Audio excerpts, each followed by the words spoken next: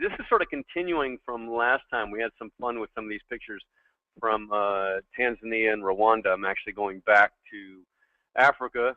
Brian, there's still one spot left next week for another trip. But what I wanted to do today is something I really haven't done, which is take just a few pictures and go through basically the entire process. And when I say the entire process, I mean in essence from to get the image ready for stock, but going through the develop module, going through keywording, going through captioning, going through what an agent would look for or wouldn't look for as to why it is or isn't a good picture to license. So I want to start with this one, which is going to take a fair amount of work, of this cheetah. And this is that's the raw capture. This is a cheetah in Tanzania. And it's an okay cheetah picture, but to make this an interesting stock image, I would want to be much tighter on the face. And this is, I mean, cheetahs are fairly reclusive animals, and I believe this is with the 600. Yeah, it is with the 600. So, but it's, you know, it's just not there.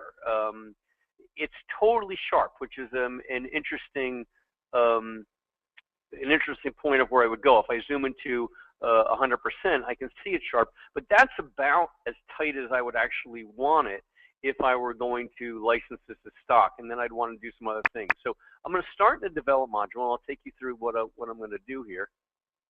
Let's go into the develop module. Go into the develop module. Oh, I don't want to see it spin.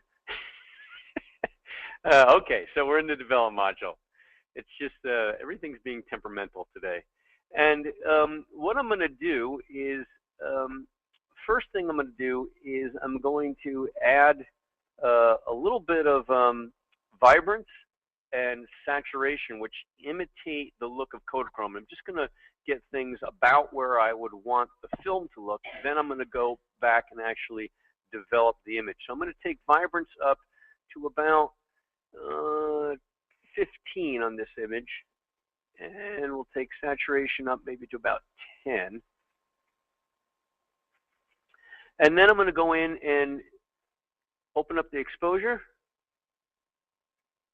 and I'm going to build contrast. And the interesting part about the new controls in Lightroom 4 is that you should be able to do just about everything you've ever wanted to do, which, as far as straight develop goes, a basic module, simply with exposure and contrast. And I would strongly urge anyone to get these two down to a science first before you add the others. The others, what do? Well, highlights and shadows control my, I would say, mid-tone highlights. Whites control my brightest highlights. Shadows control sort of like my mid-tone shadows or mid to down shadows, and blacks are my darkest shadows. So what I want to do here is I'm going to darken my blacks a little bit, my extreme blacks. I'm going to darken my shadows just a little bit, and I'm going to open up my highlights a little bit more, go back up to exposure, and that's a pretty good starting point. Then I'm going to go to clarity, which is mid-tone contrast, and I'm going to boost up clarity. And now I'm ready for a starting point. I like to get developed stuff done first before I do captions and keywords and everything else, because I want to make sure the image is going to work the way I want it to work. Now, the one thing I would like to do here is I'd like to open those eyes up a little bit. So I'm going to go into actually my shadows and just open those up a hair. There we go. Right about there is actually pretty good. And you can see the eyes. Watch it, the eyes just pop as I move that. So probably about there.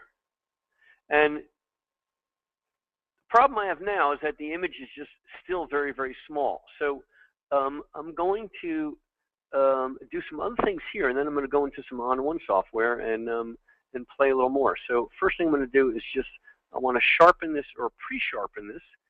So I'm going to zoom into one-to-one. I'm looking for areas of light and dark contours, as well as high frequency. High frequency meaning areas of lots of detail, and light and dark contours. So probably the area right in here. I'm going to put my pointer, oops, right in this area on the eye. And I'm going to just do some capture sharpening first. So I'm going to press down the Option key, and that converts it to grayscale. You can see that it's soft there. If I go all the way to the side, you can see exactly how crunchy that is, completely over sharpened.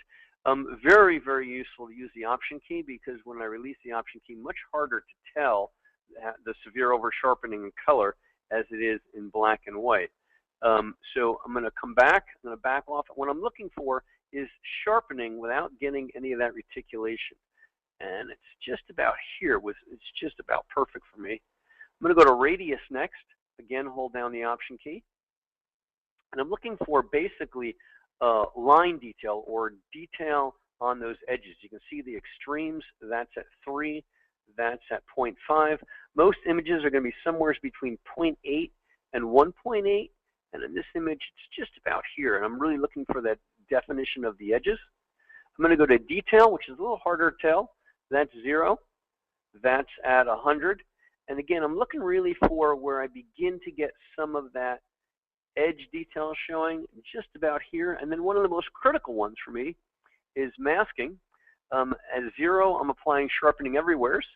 At 100, I'm only applying it to the highlight edges. And what I really want to do is apply it to most of my edges. So if I start at 0 and I move it, I'm looking for almost like a black and white line drawing of this cheetah. And just about here is just about perfect. I'm not going to apply any noise reduction because I shot this at a very low ISO. And then I am going to apply the lens correction here. So I'm going to go to Enable Profile Correction. I'm going to choose Auto. And actually, it's going to have to find the 300-8, and that's the new 300-8. So there's the correction. I'm going to apply a little bit of chromatic aberration, or actually remove some. And that's a good starting point. Now, next step, or I should say step 2, I want to make this image tight enough so that it's worth it for stock. And in order to do that, I'm going to have to significantly up-res it, because I want to end up with about 100 meg file, give or take, just of the head. So what I'm going to do here is I'm going to go edit in CS5. And I'm going to edit a copy with those Lightroom adjustments, meaning I'm going to open up a Photoshop image with the adjustments that I have applied from Lightroom. Photoshop should open up here. Again, I apologize for not having all this open, but part of that is simply because of all the bring us back up here. Okay, so the image is opened up. I'm now going to go to the Automate menu, and I'm going to go to Perfect Resize. And I hope I didn't lose my update, Brian, but we'll see in a minute. And what I want to do is I'm going to crop on the head. And Brian always likes me to do things on JPEGs, and I never do, because I want you guys to see for real what it looks like. So I'll crop probably about here. And a testament, and this is for real, I mean, when I submit images for stock, they really have to be perfect. And I am astounded at how well this version of Perfect Resize actually works, because a good testament to Canon cameras. This is a 5D Mark III, which was pretty awesome. but still, that's a very, very tight crop. And not only is it a tight crop, but I am going to increase my size to 20 inches, which is normally, I would say, pretty much non-usable. And you'll see, hopefully, hit apply.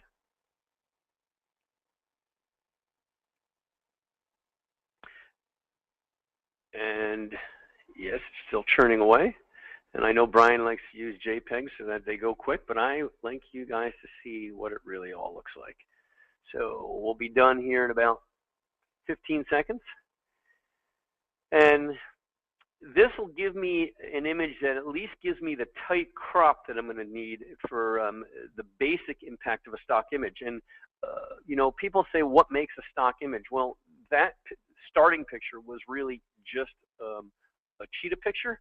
And now that we are zooming in, we have a much more dynamic image of that cheetah, certainly much more viable as a stock image, except there's a couple of things that are going on. The background and the foreground I find actually somewhat distracting. By the way, our image size now, just so you can see what we've done for an enlargement, we have a 153 meg file, and that's from that very small crop section, which is pretty incredible. If we were to zoom in, it's still basically tack sharp. And what I'm going to do now is, and I don't normally do a lot of this, but I find that it works magnificently well on this kind of an image. I'm going to go in and go to Perfect Effects. And there's a neat little effect under Glow called Hollywood Glow, which will keep my center part of the image sharp and sort of soften out the edges, which in this case is going to drop out very nicely all these reeds and stuff in the background. So we'll let that warm up here for a minute. And again, my goal here is to, you know, I need to have an image that's going to sell. Basically, that's the bottom line. And images that sell are going to have enough drama in it for that to happen. And I think it gives everybody a good idea of what also is really involved sometimes in making a truly good stock image. So I'm going to go to Glow, and I'm going to go to Hollywood Glow.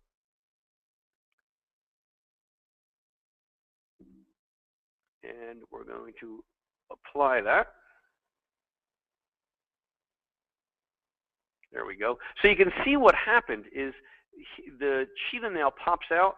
The light looks a lot nicer, and the background, all those reeds that are distracting, are now dropping out. So I'm going to go ahead and hit apply. And we're in Photoshop still. And then what I want to do is save this image back to Lightroom. So what I'm going to do after it applies the effect, I'm actually just going to hit save, not save as. If I hit save as, it's going to ask me where the destination is, and then I'd have to re-import it into Lightroom. So what I'm going to just do is close this out. It's almost done. Is there any questions yet, Brian? Well, there we go. But I'll still take a question if there's a question at this point. And then what I'm going to do here, while Brian's deciding, I'm going to just, yep. There was a quick question, and I was talking with Stu about applying lens correction profiles. Is there in your opinion, an ideal or optimal time to use lens correction? Like, should it be the first thing, or is it okay to do it later on in the workflow? Yeah, you know what? This is a well, this is a good little tip. I used to apply, I mean, because lens corrections to me are a one of those.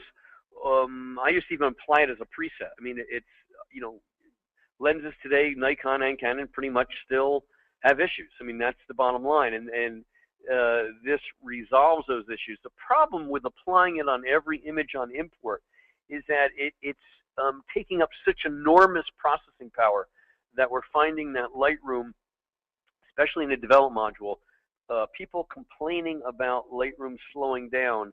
There seems to definitely be a correlation between mass application of the lens corrections and slowing down the develop module. So I actually now recommend saving the lens corrections for images that you're really, images you're really going to take and do something with, as opposed to having it as part of just an import preset. And I do like to do the lens corrections and basic sharpening and all that on the raw file before I do other things like cropping and whatnot. I try to get my sort of master file as good as can be, and then go forward with other stuff. So what I'm going to do now is just hit save, basically, and you'll see that this image is now going to drop back into Lightroom, and here it's going to appear next to the original. So what we've just done, and again, we're going to start doing captioning and keywording, but I want everyone to see, because I mean, I think this is actually a really, really good example of, people always say, hey, you know, I've got stock, I shot this, I shot that. This was our starting point. Actually, our starting point, if we go back in history here,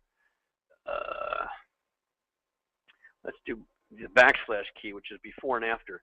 So that was our starting point, and from that we went to that, and you know, that's pretty remarkable. I mean, I'm significantly blown away by it's a true attribute to both Canon and to On One, because we really couldn't do those kinds of enlargements that drastic even a few years back. And if we were to zoom in on his eye, I mean, that's pretty awesome. So the next step for me then is going to be to start doing some stuff in the library, captioning and keywording. So the first thing I'm going to do is I'm going to write a caption. And neat little tip here for everyone on a Mac. This doesn't work on a PC. Well, it works on a PC. It's just an extra step in essence. Is I'm going to type in the word cheetah, and then I'm going to control-click on the word cheetah. So I'm typing in a word. I'm control-clicking on it. This is part of the operating system search criteria, and I'm going to do search with Google.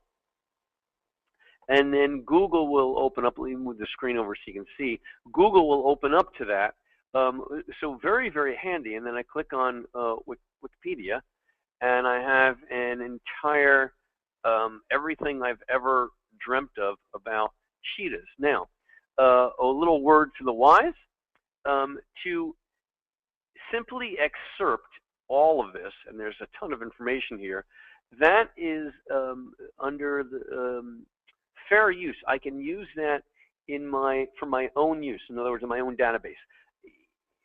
Under copyright, I can't take the information and place it into something for sale. Now, there are some little nuances here that add to the, well, I would call it a problem, or just the understanding of copyright, in that most encyclopedias, you know, your Encyclopedia Britannica and whatnot, are completely copyright protected, and yes, you can use them for your own database, but you definitely couldn't excerpt for commercial use. Wikipedia is a publicly populated encyclopedia, and therefore, you know, a million people, well, not a million, but a lot of people probably contributed to this, even to this one post. So the definition of what's protected by copyright is actually somewhat cloudy. So what I do, and I've asked many different attorneys and always get a different opinion on this one. What I'll normally do is go into my email program or just any text document, and I sort of copy this information, I paste it in, and then I just rewrite it. So if you see here, I've actually gone ahead and just done that. I've excerpted what I want. I've added some copies, so you'll see it now. It says a cheetah in the Serengeti of Tanzania. So I've changed the information enough, and I do that just to play it safe. I'm then going to excerpt, and one of the reasons I actually like my mail program is simply because I can go to make it plain text, which is exactly what I want. So I'm just going to copy that. I'm going to go over to the caption, and I'm going to hit delete here on Cheetah, and then I'm going to copy in, and now I have an extensive caption on the cheetahs. I mean, a very extensive caption. And people ask me all the time, hey, do you really need that? Why is that important? It seems like you're anal. Well, I am totally anal, that's for sure. But yeah, it's really important, and it's important because what we have right now are places like Getty and Corbis. Captions and keywords are a big part of what they're searching for. But Google is really trying to open up all the metadata fields so that this kind of stuff can be totally found and searched by everyone. And I'm going to tell a sidebar story here as to that brings the concept of why this is important to light. And I did a piece on Times Square, and in writing the caption for Times Square, which of course has been there's a bazillion images on it, and if you go on Getty or Corbis and you look up Times Square, you could probably put in the GPS coordinates of any location in Times Square and still get an image of that. But in doing my research, I found out that Times Square used to be called the Lonergan Square. So in my caption for Times Square started out with something like Times Square, formerly known as Lonergan Square. Well, I quickly did a search on both Corbis and Getty for Lonergan Square, and there were like no images. And the end of the story is that I've actually sold quite a few images of Times Square based on the relationship to Lonergan Square, which is what it used to be called. Because if you have someone, a magazine, Travel and Leisure or something else, and they're doing a story on Times Square, and they come across that it used to be called Lonergan Square, it would be highly likely for them to go do image searches for things like Lonergan Square.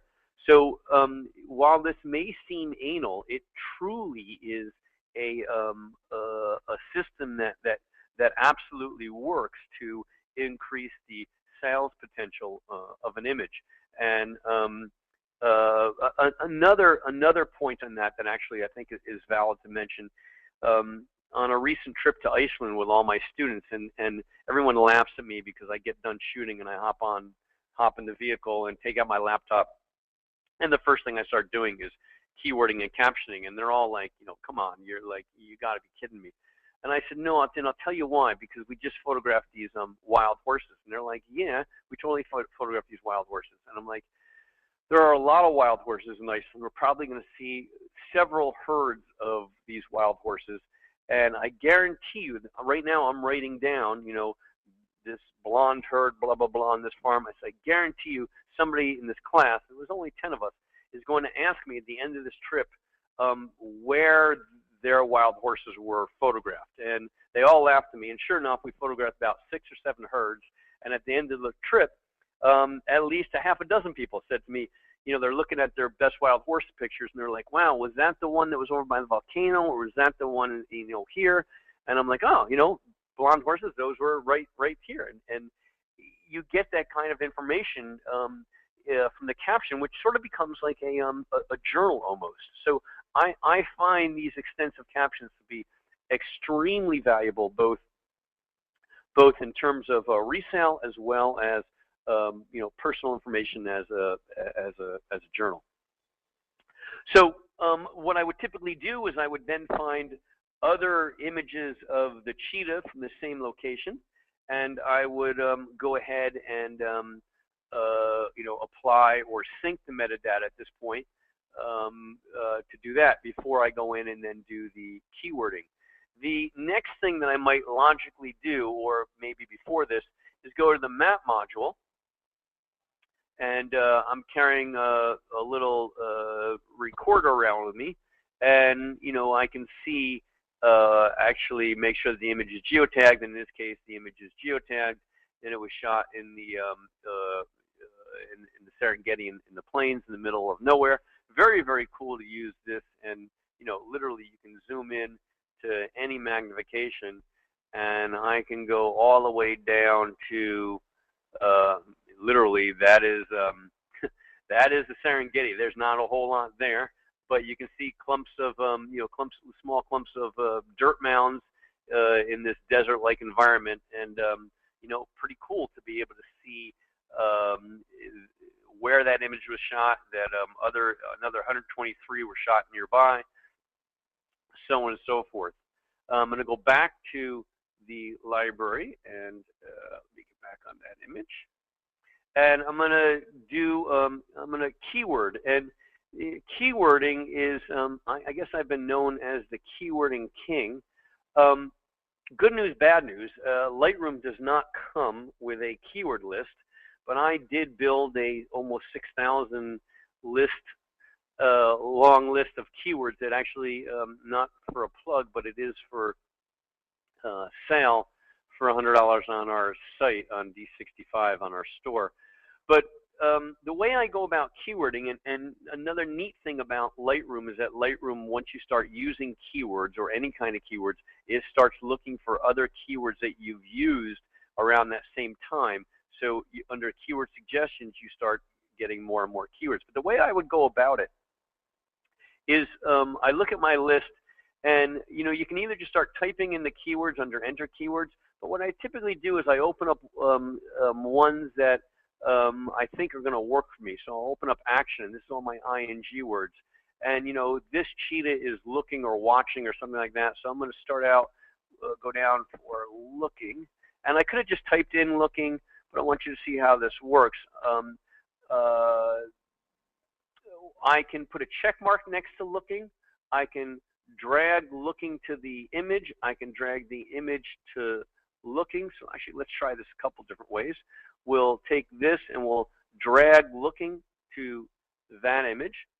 Then we'll look, let's go down a little further. And I see observing. So I'm going to do it the reverse way. I'm going to take this image and drag it to observing. That is yet another way of keywording. I'm going to take another one here because he's totally like pondering something. So I'm going to put a check mark next to pondering. That is yet another way of applying keywords. And I'm going to just keep on going down the list. Obviously, with this one, I think seeing is important and watching is important. So I'm going to go down and pick watching. And that would be my action keywords, if you will. So I'm going to close action. And then I'm going to drop down and go to anatomy and body parts or animal anatomy. We'll go to fur. And I'm going to apply spots. So by applying spots, I get to apply the whole hierarchy. So I'm applying spots and fur by doing that. And then we're going to do face because it is a face shot. So I'm going to go to, let's see, let's go under, where do I have? Body parts, sorry. So I'm going to open up body parts and go down to head and then go to face. And I'm going to drag face over. So, and I want to show you what's happening. Up here, you're starting to get the keywords that I'm putting in. As continuing down, we're going to go to animals, and he is a cheetah. So we're going to go to mammals, and this is actually a really cool way of seeing this. Carnivores, big cats, and cheetah. Now, the neat part, when I apply cheetah, I am going to not only apply cheetah, I'm going to apply everything above the hierarchy. So cheetah is going to apply big cats, carnivores, mammals, and animal all with one fell swoop. So that applies that entire hierarchy. So if we scroll up now, you'll see that if we go to keywords and containing keywords, you can see that big cats and everything else have already been applied, mammals. I'm going to scroll down again, and we'll go to color. Tan is probably a good color here, so I'm going to put a check mark next to tan this time. And then I scroll down further, and I'm going to go to concepts. Concepts are a very big one, especially with advertising. So what are some of the concepts that you associate with something like a cheetah? Well, aggression is certainly something to associate. Attack is probably a good one. And these are things that people really use in advertising, and it really does make a huge difference. Authoritative certainly could be applied.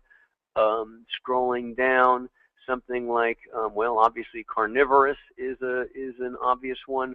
He's thinking about something, or he's looking at something. So I'm going to go with concentration. Let me scroll down here a bit, and we'll go to concentration. That's a good one here. Dangerous is probably a good one. And again, is this anal? Absolutely, but it totally works. And then, cheetahs are one of the fastest animals in the world, which make them highly efficient. So we're going to use efficiency. Ferocious is another good one here. Ferocious, we can apply that way. Obviously, he is a predator. So we're going to add predator, predatory predator. Fastest animal in the world, so certainly speed is a critical one. Right here, speed, and then they're incredibly strong animals, known for their strength. Then I'm going to scroll down and go to environment. And environment, we have things like that are important. Environmental impact, they are endangered. We're going to go to ecotourism. We're going to add endangered. We'll add protected.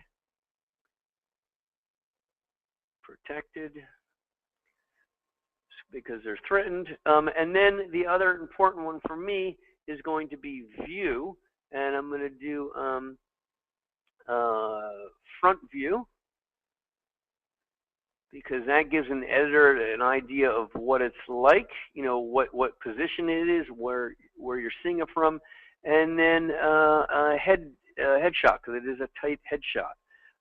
Last thing I'm going to do for keywording is go, and again, how we keyword from what's called global to local. So to keyword a place, like if I were to keyword where I am right now in Palm Beach, I would start out with continent North America, country United States, state Florida, South Florida, Palm Beach, and so on and so forth. So I have in this hierarchy, the entire world is sort of broken down. So under Africa, we're going to go into Tanzania. And you can see that I have the Serengeti. So if I apply the Serengeti, I will be applying that entire hierarchy. And you can see right now I have probably close to 50 keywords here, and that's pretty standard for me in terms of what is a normal amount of keywording to really define an image. And from this point, I would then output a TIFF file. I would upload a TIFF file, and that would complete a process of, from ingest basically to export for a stock image. And again, I just want everyone to see that the starting point. The starting point was, the starting point. Let's go to develop. Starting point. And it's a backslash key, is here, and the ending point for this image, along with the keywords and captions, is here, and pretty remarkable. So let me take some questions, Brian, and then I'm going to talk about another image. I unfortunately, even though I started late, I have an appointment at 3 that I have to run off to today. Um, so I do again apologize for my technology delay there, but questions. Actually, there were a lot of questions about the keywording. There was someone was asking in terms of your opinion with, so you added a bunch of keywords, and that would likely increase the search hit. Not likely, 100%. No, that's my argument for why it's good to keyword, but I'm talking about locally. Like when you do a search for a keyword here, the more keywords you use, the more hits you're going to get. But I think you'll agree that you'd rather have the likelihood of getting the search hit on the stock website, rather, even if it means bringing up more images in your search results. Yeah, and I mean it's important to. I mean there's a couple of broad points. You know, certainly Getty and Corbis view this, and most agents will. You know, keywording's excellent. They love it. It helps sell pictures, but the keywords have to be applicable. You know, if the keywords are pushing it, it becomes something that's detracting from the image. So I'm picked images. I picked keywords that play a significant role in an individual image. In other words, the next cheetah picture might not be watching or seeing or any of those. They're not. I'm not going to typically do keywords and apply them to every image of the same individual or animal in this case. I do it on really on an individual basis. Obviously, something like Tanzania and Serengeti I would apply in a batch mode. The cheetah I would apply in a batch mode to all the cheetahs. But then I start really targeting things down. And those, especially concepts or phrases, those are really important in the advertising world. And that's, advertising is where the big bucks come in. The magazine stuff, you probably don't rely as much on extensive keywording as the advertising world. Internally, I also find it highly useful, and I'm going to show you something. And this actually, this is actually an interesting point. If I go back to the library, and I'm going to make a smart collection, and smart collections are ones where you're looking for certain criteria, and when the criteria is met, the collection is populated. So if I come up here and I choose to make a smart collection, and I call that smart collection, let's just call this leopards, and I'll show you why the extensive keywording really makes a difference. Call it leopard, and we'll have keywords start with leopard. So I choose create. Okay, so it's gone through every single image that I have, and you'll see, and this is an interesting factor, it's showing 267. Now I realize that, oh wow, I shot leopard seals as well as leopards.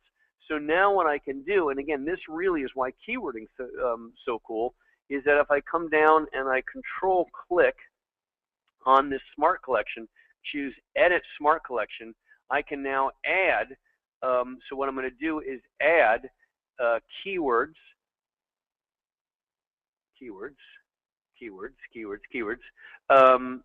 start with or contain Africa.